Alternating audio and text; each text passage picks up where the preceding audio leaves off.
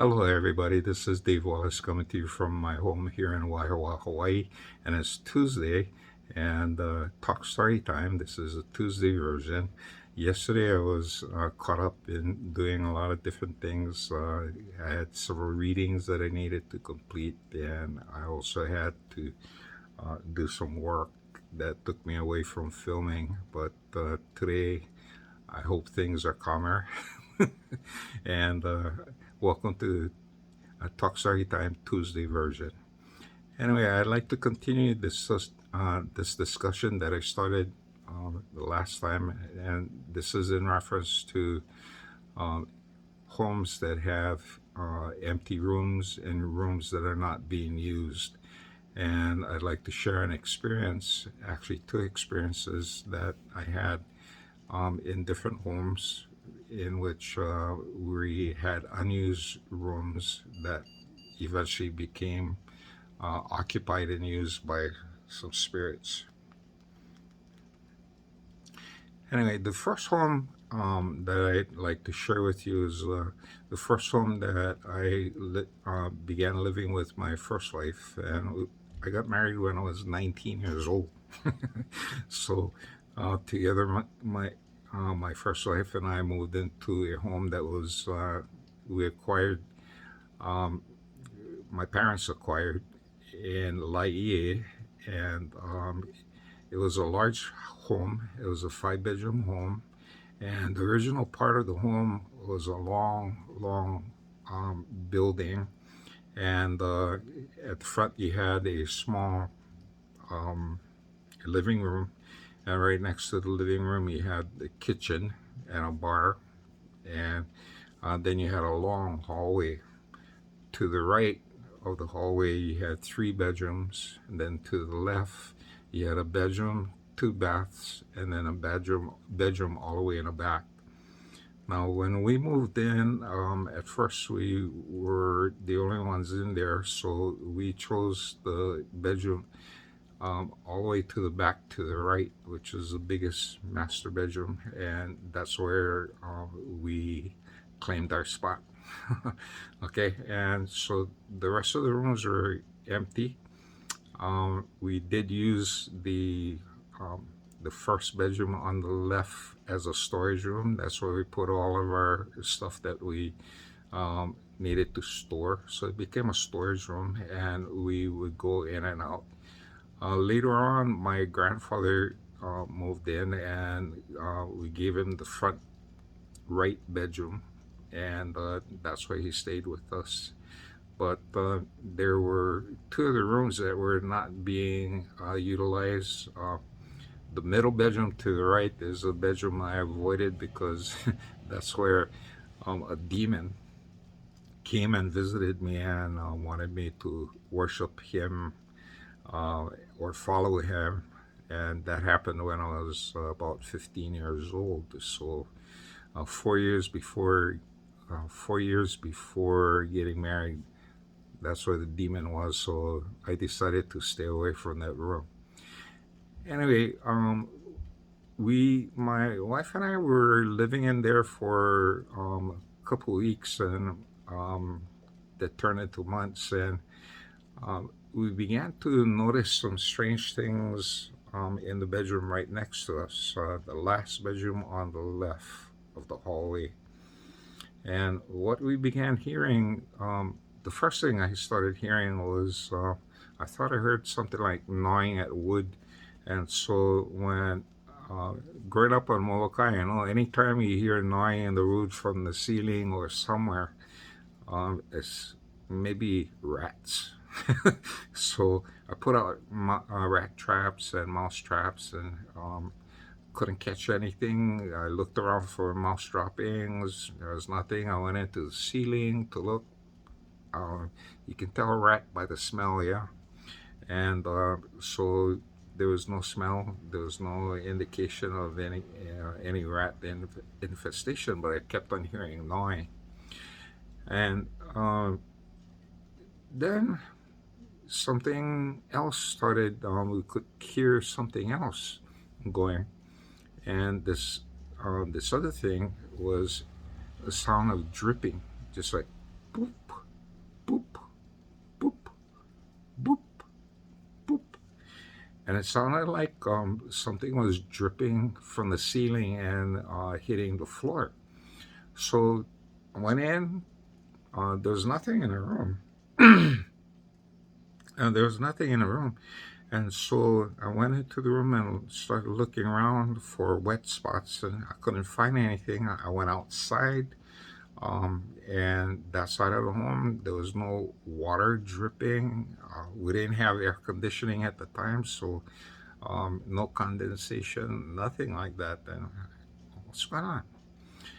And eventually, the dripping, once in a while, when I um, have time to sleep at home. I was a night watchman, so I spent a lot of time away from home at night. But occasionally, when on my days off, when I'd be sleeping, I'd hear voices, human voices, and took about 3 to 4 months before all of these things began to happen. You know, you hear gnawing, dripping of water, and people talking in the next room to us. And so we we were very concerned about what was going on. And you know, as I walked down the hallway, I began to get really weird feelings, and like I didn't want to be there. And it was something like something trying to push me away. And it's real weird because as I walked closer to her bedroom, and there were many times I was tempted to turn to the left and open a door, but as soon as I make that decision and stuff, there would be a really bad feeling, and my body would just be covered with goosebumps. I mean, just big goosebumps. Yeah, chicken skin kind. And and so it got to the point where I didn't like going back, even though that was close to my bedroom. I didn't like going back, so I spent more time in front of the house. And there's a near addition that I think my grandfather them built, and the home belonged to one of my aunts. Anyway, but they made an extension, and this extension was about 20 by 20. It's a nice big extension. So this extension was a just big open room, a nice window, and when you opened up the windows, you had nice cool breeze. So I preferred staying there than going in the back of the to the back of the house. And eventually, we did have the place come. We had a patriarch from the Mormon Church, the Patriarch Ty. He came over, and um, as a personal favor to our family, he came over and took a look at the place. And he is the first man to tell me that um, you know, rooms that are left open, spirits will find ways to come in and occupy it. And so, to discourage the spirits from entering any space, they need to use it. So, we decided to put beds inside there, and eventually asked.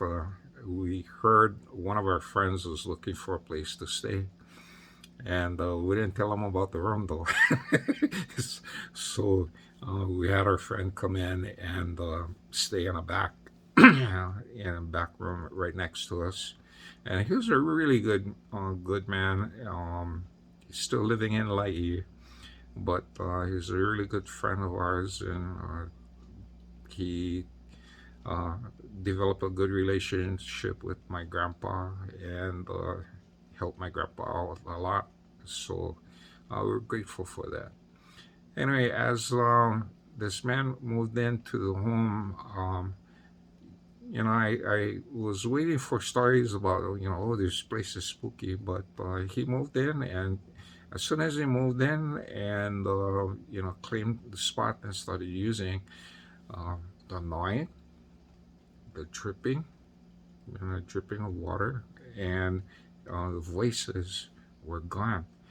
And, when Paycheck Tai was there, uh, I asked him if he could see, what is causing this annoying sound, this um, dripping sound, and people. And he told me that when he walked into the room, he was taken back to past, uh, maybe a couple hundred years ago. And this one place where the room was located, there was a source of water over there. Water was coming out, and something like a spring. And people used to gather there to collect water, and that's why you hear the dripping, constant dripping, because the water was brackish, and in order to get clean the water, they would get the water out from this water source, and they would put it in a stone, and the water would kind of like filter through the stone, and by the time it comes out, they have containers at the bottom, and the water would drip into this container, and that's how they collected the water from this one source, and that's the vision that he got, and that's why uh, people used to congregate over there to get their fresh water. And it's interesting that because Laie is wet, there's plenty streams, plenty sources, but for some reason, in certain times of the year, that's where they got um, many people got their source of water. So that was a insight he shared to me about this particular place. So once we had the place occupied by my friend, there was no more sounds, no more strange things. And after that, when I walked down the hallway, I felt the place was safe and clear for us to use. So that's my experience with having an empty room, and the before and after when you first ignore the place and have it infested, and the remedy where you put someone in and let them stay and use the place, and all of those things disappear. Okay, so that's the one experience. Another experience that happened was when I first moved up to Aiea Park Place, and in our home in Aiea Park Place, we had three bedrooms, and one on the bottom and two upstairs. And um, my stepson was living in one of the bedrooms, and the other bedroom was empty. And for the first couple months that we were living there, um, I would hear like somebody would be walking upstairs and pacing inside the room right above, and I could hear it. My wife at the time could hear it, and when we go up, I could feel the presence of someone there, but I couldn't put my finger on it or what was going on. Then early on our stay there, my youngest sister Nani came to visit our place, and she said while she was walking upstairs, coming up to our main floor, it was a split level home, actually three levels. So when she walked up the stairs and entered our home, she felt someone or something come by and brush her side, just like, hey, I'm here. So it was a reminder that something was up there, and had taken over the room. So once I started getting information like that and feeling like that, and I knew what I needed to do, and I decided to clean this room as my office. I bought furniture. I bought a big desk, my computer. I set it up there. Before that, I was working downstairs in the master bedroom. Um, because it was close to the kitchen. Anyway, so I moved my office upstairs, and sometimes I'd be working up there, and I feel um, this poking in the back of my head, like just like somebody putting their finger and pushing me, like, "Hey, what you doing over here?" And that's the feeling that I was getting, and the first couple times I ignored it, but third time I turned around and I says, whatever, whoever you in here, you, your time is gone. It's my turn to use this space, and I claim it as mine, and you're not welcome anymore. And as soon as I said that, never happened again. Never happened again. And again, I asserted my right to the place, and it knew that I meant business. And this is the kind of stuff that you need to do. You need to assert yourself and not be afraid. Okay, and because if the spirit wanted trouble, well, I can accommodate it. Okay, so there's always options. Anyway, so I didn't want to cause an out and out war. However, I needed to kind of like establish boundaries. And occasionally, there would still be some spirits that would come into the home, and this is in Aiea Park Place and Meala Street. And this particular home was very active with spirits, transit spirits that would visit for a short time and leave. And a lot of times I think they were just curious about, who's this guy inside there? You know, I guess um, they recognize something in me that they was familiar with.